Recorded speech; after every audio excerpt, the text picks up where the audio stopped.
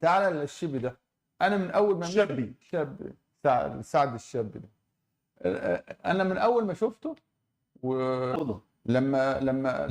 لمّا شُفته بعد جمال السلامي، المدرب اللي هو وصّل أحرز كدير خاطر بالعودي دابا ولا كيفاش؟ لأ أنا ما أعرفش ليه ما لا هو أعرفش. دائما كيشكر النية ما تكتب في أنا المضامير جمال مرة كنصرفوا أشكو دائما. أنا كان وكان دائما كيقول اتمنى جمال السلامي يدرب في مصر. كان تفضل. بيننا وبين بعض لقاء، هو دخل بيننا وقلت له عقلتي كيفاش كان جمال السلامي. كنت أنا وأنت في كنت أنا وأنت في كنت على محل جمال. الزراعة. وي وي.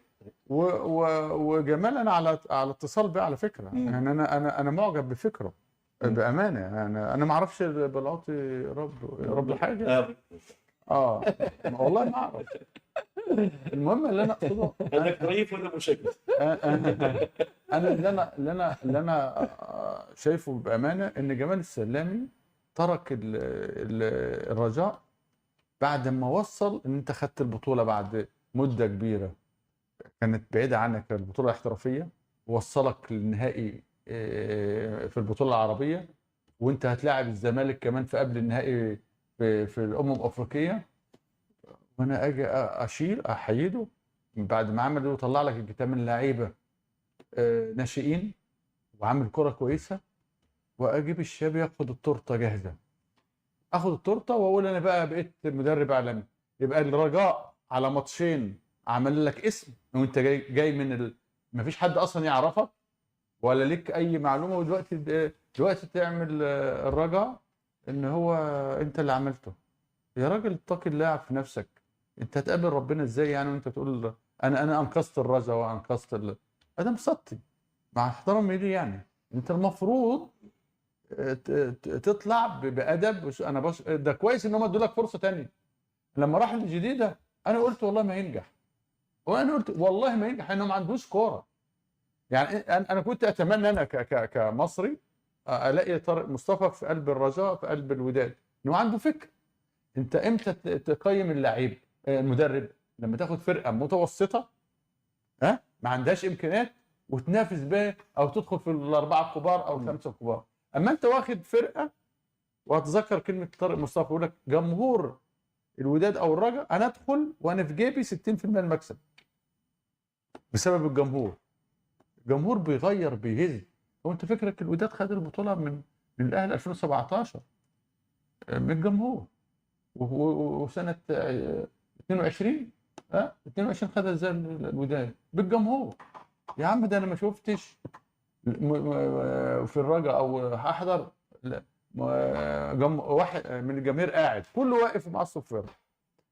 لا الجمهور بيهز. ملعب محمد خامس مرعب انك تلعب. انت بقول لك كان طارق مصطفى قال لي والله كده، قال لي انا ادخل لو انا ضربت الوداد او الرجاء انا داخل 60% في جيبي الفوز، ان الجمهور مديني 60%. كيس الكره. اما ال 40 بقى في المية انت مش قادر تفهم مثلا سعد جردش تصريحاته ما جاتك غريبه؟ ده اكبر غلطه عملها، وانا هتلاقيها هجيبها لك على الفيسبوك عندي، كتبتها لما رجع تاني. قلت ده مش هيقعد خمس مباريات ولا ست، المفروض كان يمشي.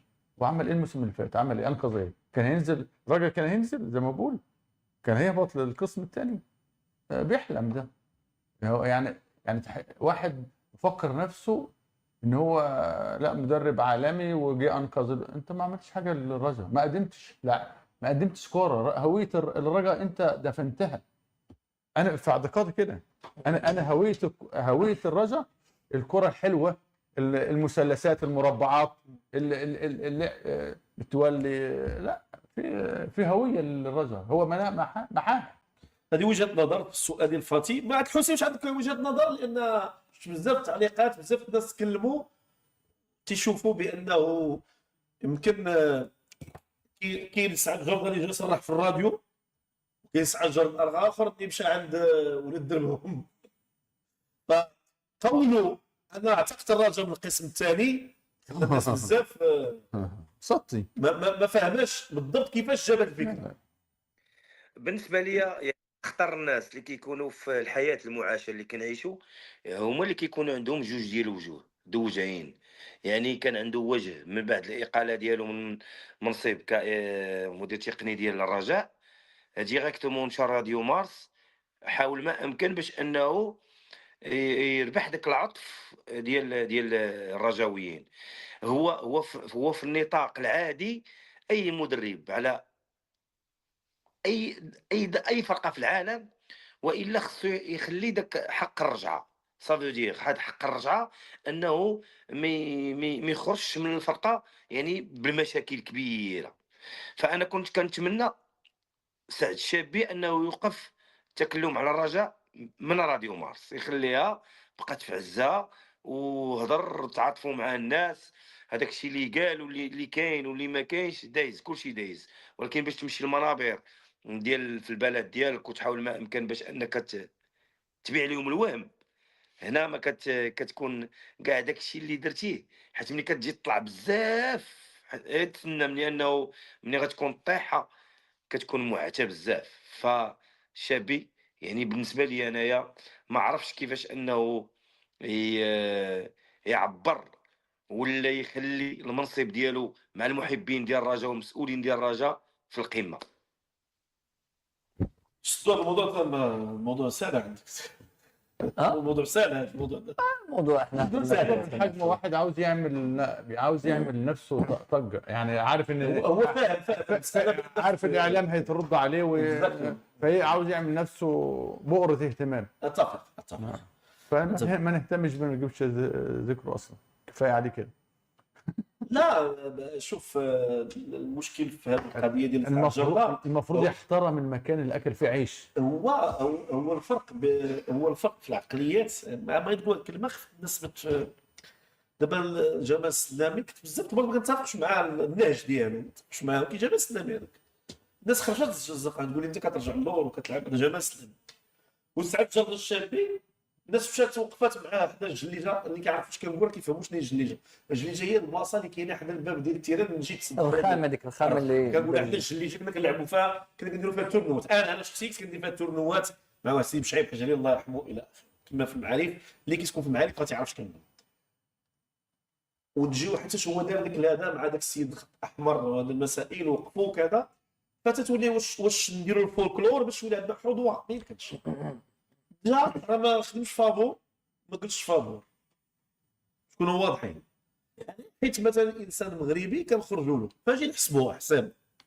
بزاف الناس كتلوم مثلا على محمد، ما تتفقش معاه تقولوا علاش دعيتي للراجع على الفلوس. كذاك راه محمد راه 25 عام ديال الخدمه في محمد في الرجاء، شي 150 لعاب اللي عطى بالارقام، وكاين فيهم اللي تباعوا بلا مليار. فواحد مرض على الراجل تفقتي معاه ما تفقيش معاه. كان خطا تم المسيرين اللي مشاو داروا واحد الخطا قانوني، لا الاولين اللي صيفطوه بلا ما يكونفيرميو الاستقاله، لا الثانيين اللي مشاو داروا معاه المواجهه وهو يرونونسي معاهم. يشهد الله محمد ما دويتش مع دي مده باش الناس ما تقولش هي وماشي عزيز عليا بحال الاب ديالي كاع السي محمد. انا محمد انسان تيعرف شنو هي لا كومونيكاسيون والعشره الى اخره. غدا نتفق مع مدرب هذا ما كنتفقش مع التجاري ديالو الاخير.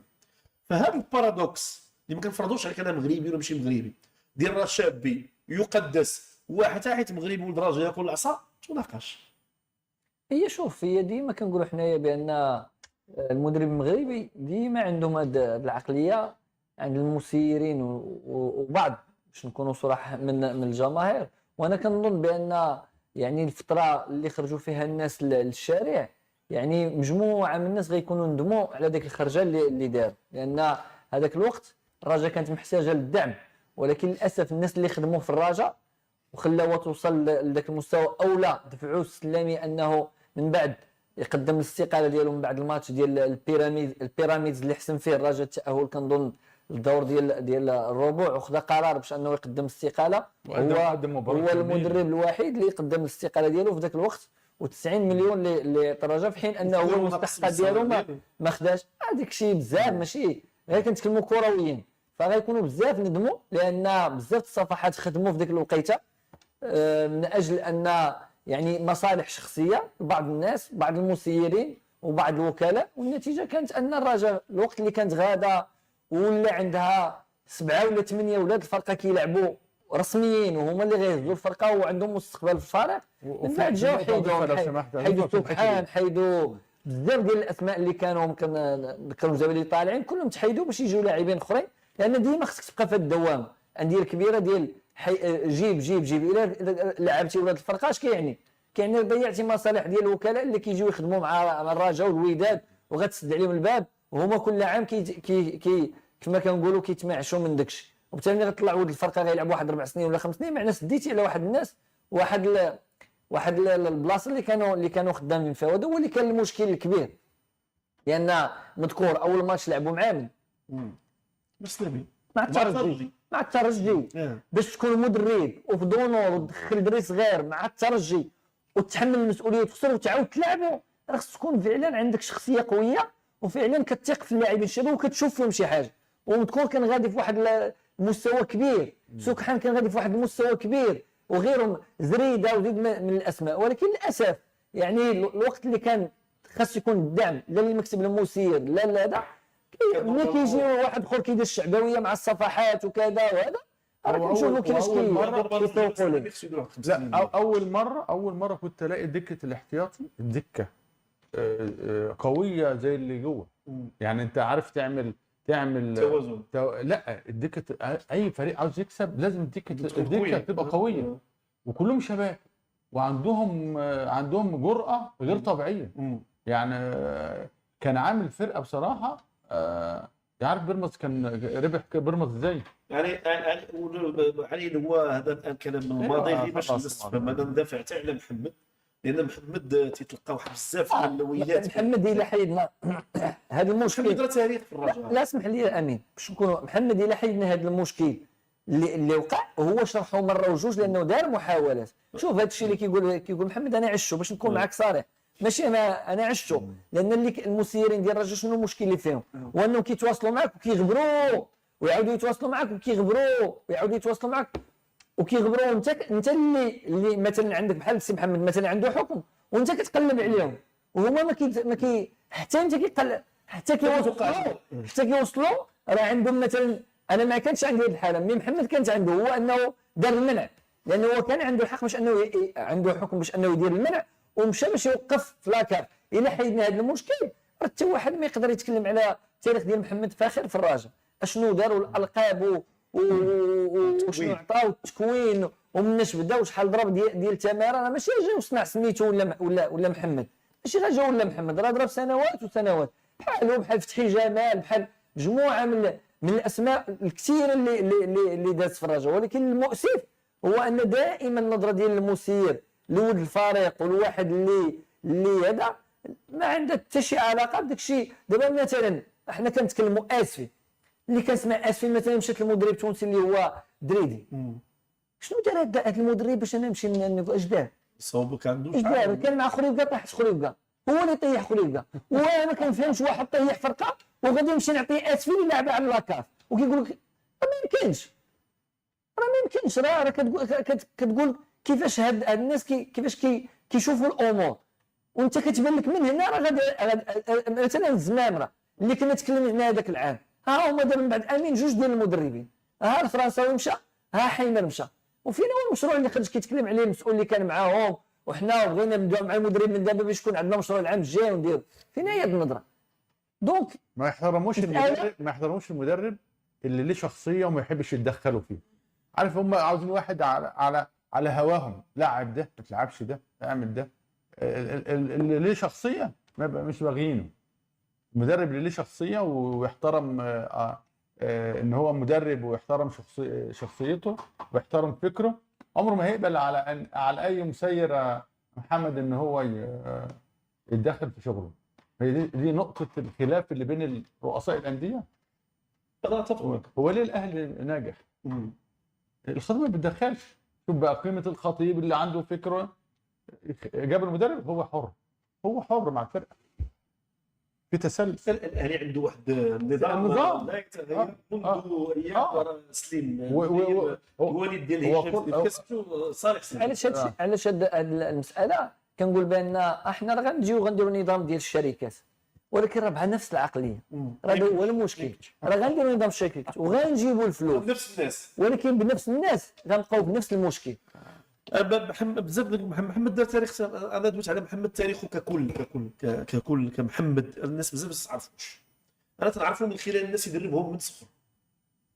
فخري خلي دابا واش اللي راه مع هذوك الالقاب اللي كدويو على الجيش، واش اللي معنا دابا، واش اللي دوا الاف مرات على محمد دوك، واش اللي ما يحتاجش يدوي على محمد. غير تنقول باللي خاصنا شويه الى غير تونس والجزائر وكذا راه ما عندهم حتى حاجه فايتانا باش يولي يجي جمال السلامي ياكل العصا وعبوب ياكل العصا وجريندو ياكل العصا ومحمد ياكل العصا وهذا ياكل. علاش؟ على واحد شنو تيقول عاد كيشد اللغه ديالنا عند الدارجه معوجه شويه فقط. راه هذا هو الفرق. اما فكريا راه ما كاينش شي فرق كبير. غير يمكن المنظومه كيف ما قال السي عزيز كتبغي تخدم معاه لان الله اعلم شنو هي التضحيات اللي كتكون. انا كنسمع بزاف يمكن غيجيو عند واحد المغربي يقول لك التضحيات ما يقبلش، تعرف هذا منين جا وهذا فين بدا وهذا فين مشى وهذا فين سال. ولكن واحد اخر جاي بلاصه اخرى باغي يخدم يدير معك التضحيات كاينه موجوده هادشي. باش ما ندخل في هذه النقاش اللي الناس عندهم لسانهم يدافعوا به على راسهم. عندهم منتخب الشبان ولا منتخب لا باش منتخب كبار. السي حسين